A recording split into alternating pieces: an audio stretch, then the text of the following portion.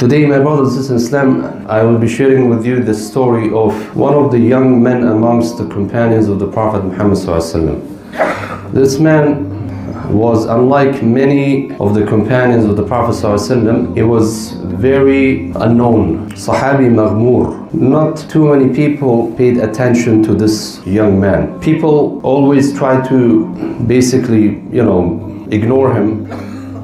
And when I say ignore him, it doesn't mean that, God forbid, the companions of the Prophet ﷺ were involved in any act of subhanAllah and indecency, right? But people used to avoid him, again, not because he was somebody of a bad character, لكنه هذا الصحابي الجليل كان دميم الخلقة. يعني if we translate that into English nowadays, that would mean that this young man did not have any signs of beauty in his appearance, physical beauty.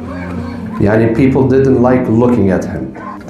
This Sahabi, may Allah subhanahu wa ta'ala be pleased with him, he was in nowadays terms, he was homeless. But he accepted Islam in the early stages. Immediately after the Prophet ﷺ migrated to Medina. He accepted Islam, he was young. And he grew up in the homes of the Ansar. So he would sleep one night here and one night here until he became a grown-up young man, a young adult. The name of this Sahabi was Julaybib radiyallahu anhu ardah.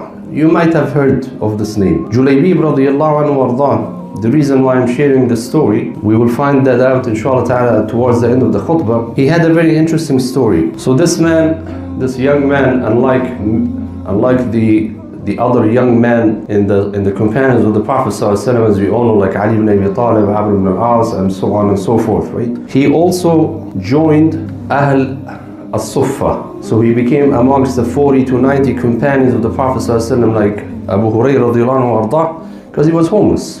Okay, he did not have, basically, people didn't know where he was from or his background, his lineage. يعني لا نسب ولا مال ولا جاه ولا سلطان ولا جمال. يعني this man, the poor guy, يعني subhanAllah, didn't have it all, as they say. He didn't have it all, right? He didn't have wealth, he did not have a place to live, he was homeless, and he was not from any one of those, big shot tribes, as they say.